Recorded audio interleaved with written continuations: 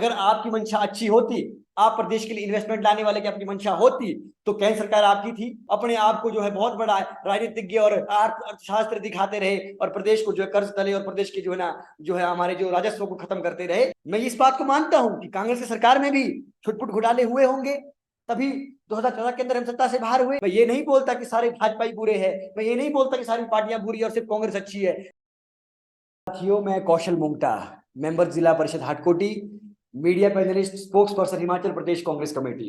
साथियों, आज चर्चा प्रदेश की आर्थिक व्यवस्था पर हो रही है। कांग्रेस सत्ता में काबिज हुई है, कांग्रेस जनता के सामने सच बोलने का काम करती है कि हम आर्थिक रूप से कितने कमजोर है और कितने मजबूत है। हम धर्म के नाम पर लड़ाई नहीं लड़ते, ये लड़ाई अधर्म और धर्म के बीच होने वाली है। हम जातिवाद पर प्रदेश को और देश को नहीं लड़ाते। ये हमारी सोच हमारे पूर्वजों के समय से आई है और हमारे पूर्वजों ने इस देश को जो है ना कानून दिया है, व्यवस्था दी है, अव्यवस्था नहीं दी। आज हम बात करेंगे, मैं इस बारे में लगातार बात कर रहा हूं आर्थिक रूप से। आज हम बात करेंगे कि भाजपा ने पिछले 5 सालों में कैसे फिजूल खर्ची करके और कैसे मोदी जी का आशीर्वाद लेकर, जो उनका एक टाइटल है कि भाई प्रचार करते रहो, इतना प्रचार करो कि लोग झूठ को सच समझने लगे, तो उसी आधार पर कैसे उन्होंने फिजूल खर्ची की, इस बात को मैं आपके सामने रखने वाला हूं। आप लोग जो पढ़े लिखे लोग हैं, जिनका दिमाग कुंठित नहीं हुआ है, जो अंधभक्त नहीं बने हैं, वो इस बात को ध्यानपूर्वक सुन सकते हैं। बाकी अंधभक्तों को जो है उनको तो आदत है गाली देने की, उनका तो स्वागत है, पूरा कमेंट बॉक्स भर दीजिए, आपका स्वागत है। बात कर लेते हैं फिजूल खर्ची की। सबसे पहले बात करेंगे इन्वेस्टर्स मीट की, जो ग्लोबल रूप से की गई थी। सिर्फ हिमाचल प्रदेश के अंदर नहीं की गई थी इन्वेस्टर मीट, देश के कोने कोने में की गई थी और विदेशों में भी की गई थी। जर्मनी में भी की गई थी, नीदरलैंड में भी की गई थी और हमारे संयुक्त राज्य अमीरात में भी की गई थी। तो इन्वेस्टर मीट को ऐसे जो है प्रचारित किया गया कि इससे प्रदेश को बहुत बड़ा फायदा होने वाला है, लेकिन ये सिर्फ प्रचार का एक साधन बना, एक बहुत बड़ा वोट बैंक और एक बहुत बड़ा दिखावा करने का साधन बना। अगर आपकी मंशा अच्छी होती, आप प्रदेश के लिए इन्वेस्टमेंट लाने वाले की आपकी मंशा होती, तो केंद्र सरकार आपकी थी, प्रदेश सरकार आपकी थी। ऐसा एक सहयोग लेते केंद्र का, बड़े स्तर पर इसको केंद्र के सहयोग से करते और बड़ी राशि यहाँ लाते। दावा किया गया कि हमने जो है बहुत बड़ी बड़ी जो है इन्वेस्टर मीट की है, तो हमको जो है 96,000 करोड़ का निवेश आने वाला है। परंतु कहावत तो सुनी होगी आपने, खोदा पहाड़ निकला चूहा।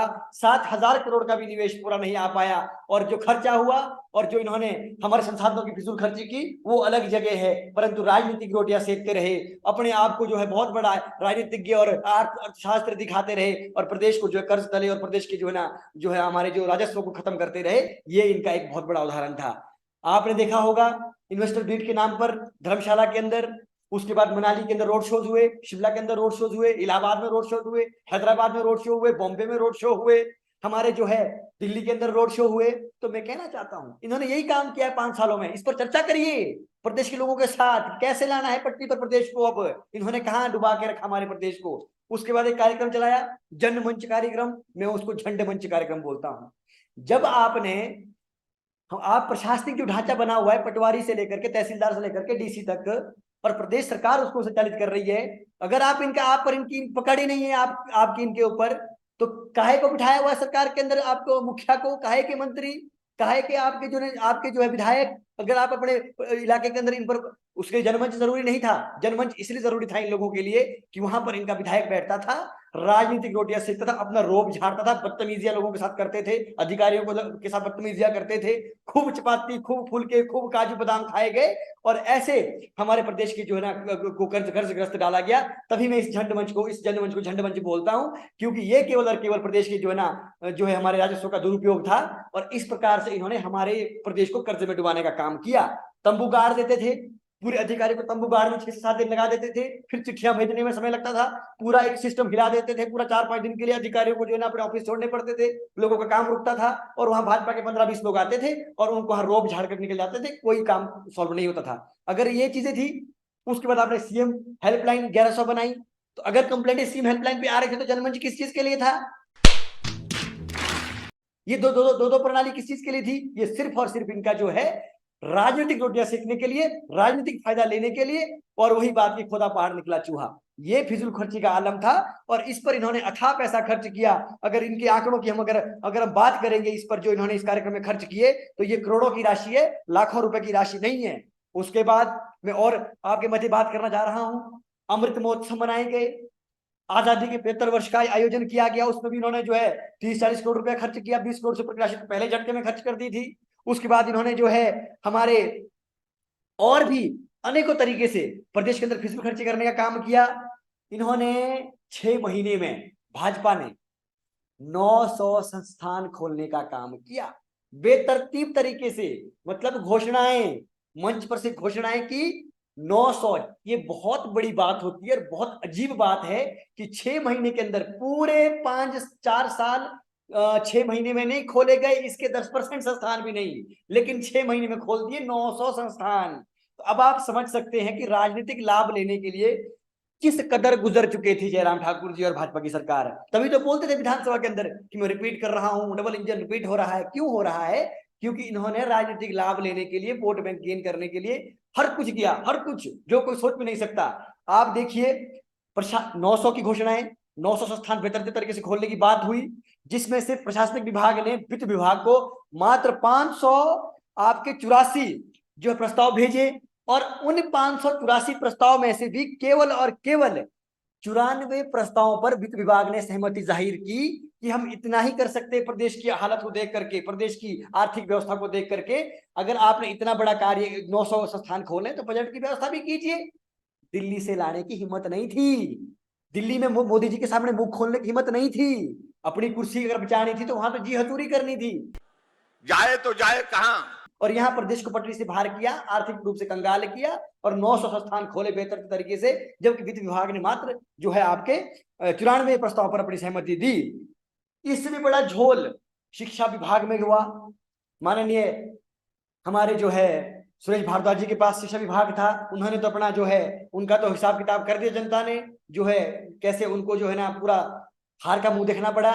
उन्होंने 23 कॉलेज खोलने की उनके विभाग ने घोषणा है 6 महीनों में। आप बताइए इतने सालों से हिमाचल प्रदेश के अंदर कितने कॉलेज खुले, और इन्होंने 6 महीने में 23 खोलने की घोषणाएं की। हमें खुशी होती है अगर आप उसके बजट की व्यवस्था करते, भवन की व्यवस्था करते, अध्यापकों का भर्ती करते, पूरा इंफ्रास्ट्रक्चर डेवलपमेंट करते, केंद्र से मदद लेते कि हम इतना बड़ा काम करने जा रहे हैं मोदी जी, हमको जरा आशीर्वाद दो।